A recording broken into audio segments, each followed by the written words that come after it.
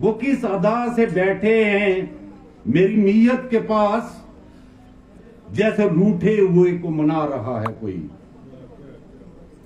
इस सोसाइटी को आगे बढ़ाना, तो वो अब ये बातें समझाने के लिए मसूद साहब नहीं है, लेकिन उनकी जिंदगी के तजर्बात हमारे लिए रहनुमाई का रोल अदा कर सकते हैं, और वो वक्त की हम सब की जरूरत है।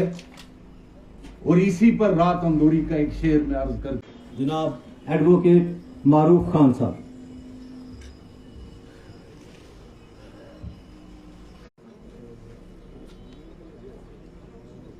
एक्स लेजिस्लेचर हजरात, बीडीसी मेंबरान, डीडीसी मेंबरान, एडवोकेट्स, डॉक्टर साहिबान, प्रोफेसर साहिबान, तमाम बरगजीदा शख्सियात, मैं नहीं समझता कि नज़ीर साहब से लेके आखिर में बैठा कोई भी ऐसा फर्द है जो जिसका नाम अगर छूट जाए तो दिल आज़ारी होगी। मैं समझता हूं कि नज़ीर कुरैशी साहब के बाद बात करना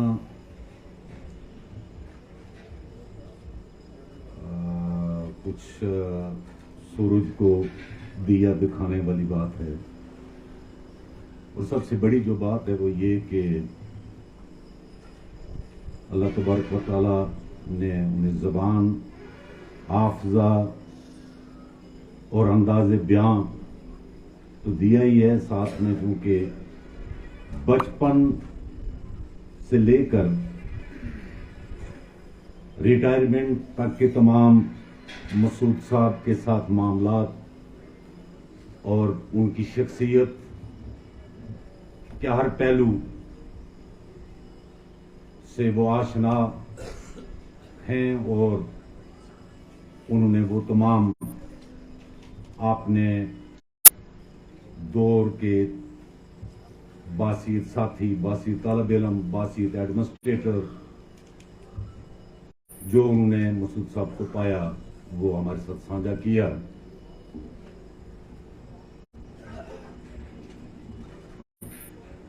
निजाम साहब कह रहे थे जाना चाहते हैं, असल में मुझे जम्मू जाना है, मैं सिर्फ हाजिरी भरने आया था। बोलने का हुक्म हुआ, अब वक्त की आपके पास भी कैद है और मुझे जाने की जल्दी है। मैं ये सोचता हूं कि एक दो बातें जो उनके क्लासमेट दोस्तों से मैंने सुनी है उनको आपके सामने रखूं। सबसे बड़ी जो बात मसूद साहब या उनके हम असर जो जमाने के दोस्त रहे, मैं ये समझता हूं कि उन लोगों के अंदर कितना एहसास और कितना कमाल था, और वो कम से कम आज के दौर के मुझ जैसे, जावेद साहब जैसे या नज़ीर साहब जैसे दोस्त नहीं थे, क्लासमेट नहीं थे। मोहन सिंह एडवोकेट की वफात पुंछ में होती है, और नड़ोल वाले महमूद साहब लंदन से मुझे टेलीफोन करते हैं कि मैंने सुना मेरे क्लासमेट, मेरे दोस्त मोहन सिंह की वफात हो गई, आप उनकी अस्थि को कांधा देंगे।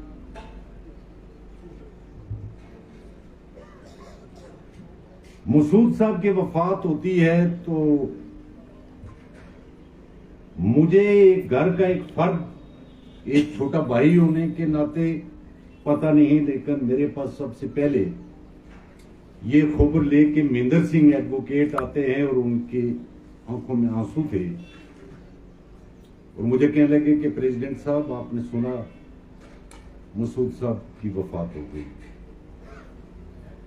तो खैर हमने उसी वक्त काम सस्पेंड किया, ताजी पी, मीटिंग बुलाई।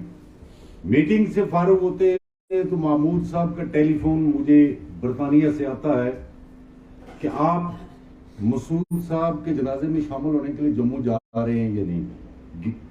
तो मैंने अर्ज किया, मैंने कहा कि क्योंकि आखिरी उनकी नमाज जो है, नमाज जनाजा जम्मू हो रही है, तो वहाँ वक्त पर हम नहीं पहुँच सकेंगे। तो यहाँ ताज़ियत का अच्छा प्रोग्राम, एडवोकेट्स का और लोग भी, और मेरे ख्याल में इतना अच्छा हमारी बार में, मतलब हाजिरी के एतबार से, दिल से, चाहत से, जब से मैं पहुंचूं 2 ही मैंने ताज़ी थी वहाँ, या मसूद साहब का या सैयद ताज हुसैन शाह एडवोकेट का, जिसमें कोई क्लर्क के चपरासी भी जो है वो शामिल होने से नहीं रहा। तो मैंने कहा उस वजह से मैं नहीं जा सका। तो फिर उन्होंने वो कहा कि उस आपका जो प्रोग्राम था कोई वीडियोग्राफी की होगी।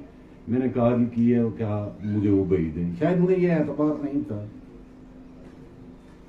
तो ये था उस दौर के लोगों का आपसी इखलाक या किसी रिश्ते को समझना और उस रिश्ते को आगे निभाना, उसकी कदरदानी करना।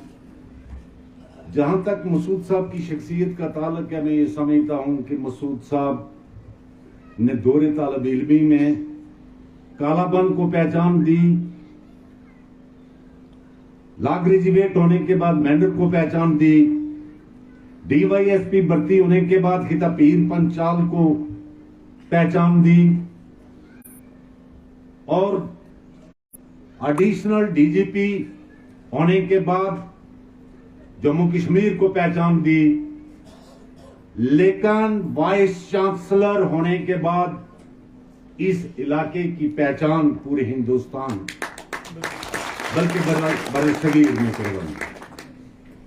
बैक वक्त एक आदमी का पुलिस ऑफिसर होना और एक अच्छा एडमिनिस्ट्रेटर होना कोई बहीदुल कियास नहीं, कोई अछूती बात नहीं।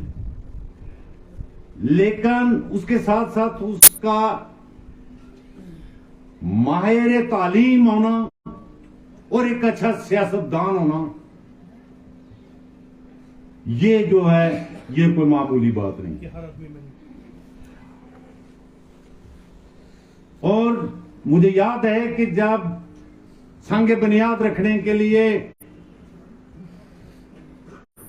मरहूम मुफ्ती सईद साहब तशरीफ फरमा हुए, तो मसूद साहब ने मुझे भी वहां हाजिरी का हुक्मनामा भेजा था। तो तकरीर में मुफ्ती साहब ने कहा था कि मैं इनके गुजर चैरिटेबल ट्रस्ट के काम से मुतासर था। मुझे कहा गया कि एजुकेशनिस्ट को बनाओ, तो मैंने कहा मुझे बिल्डर की जरूरत है, और मैं बिल्डर के तौर पर मसूद साहब को वाइस चांसलर ही बनाना चाहता था, और मैंने बनाया। और मैंने कहा अगर ये बनी होगी यूनिवर्सिटी तो एजुकेशनिस्ट आते रहेंगे। हीरे की पहचान जोरी ही कर सकता है। इसमें मैं ये समझता हूं कि मेरे कायद को भी इस का जो है सेरा जाता है कि उनकी नजर थी कि कौन शख्स खिता पीर पंचाल में इतने बड़े अदारे को चलाने की या उसको डेवलप करने की सलाहियत रखता है, और उन्होंने मसूद साहब पर उनकी नजर इंतखाब पड़ी। इस वक्त मैं अपनी बात को यहां की जो है सिर्फ फराज साहब की एक गजल के साथ, क्योंकि मसूद साहब ऐसा लग रहा है जो गुफ्तगू हो रही थी कि जैसे गुफ्तगू करने वाले मसूद साहब के साथ मुखातब हैं। तो फराज साहब की ये गजल है, गमे हयात का झगड़ा मटा रहा है कोई, चले भी आओ कि दुनिया से जा रहा है कोई, अजल से कह दो कि रुक जाए 2 घड़ी के लिए, सुना है कि आने का वादा निभा रहा है कोई। वो किस अदा से बैठे हैं मेरी नीयत के पास, जैसे रूठे हुए को मना रहा है कोई। इस सोसाइटी को आगे बढ़ाना, तो वो अब ये बातें समझाने के लिए मसूद साहब नहीं है, लेकिन उनकी जिंदगी के तजारबात हमारे लिए रहनुमाई का रोल अदा कर सकते हैं और वो वक्त की हम सब की जरूरत है। और इसी पर रात अंदूरी का एक शेर में अर्ज करके इजाजत चाहूंगा। मोतीत हो तो बदल डालो नजामे गुलशन, मुंतशिर हो तो मरो शोर मचाते हो क्यों। इस वक्त के हालात के पेश नजर ये शेर आपकी नजर करना मैंने जरूरी समझा, इसलिए कि इस वक्त इलादा अलादा खीमों में रोने का नहीं, बल्कि एक जगह इकट्ठे होकर एक रोल निभाने की जरूरत है। तो मैं आखिर में आप तमाम हजरात से माजरत के साथ बिलउमूम और बिलखुसूस जावेद भाई और इनके बाकी अहले, ये कोई अच्छा नहीं है तो मैंने थोड़ा सा टाइम ज्यादा लिया, उसके लिए भी स्टेज सेक्रेटरी साहब से मैं माजरत चाहूंगा। तो ठीक है, अल्लाह हाफिज।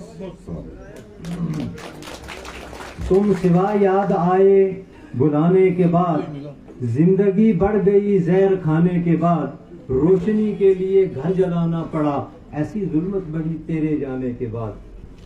तो मैं कि हम ज्यादा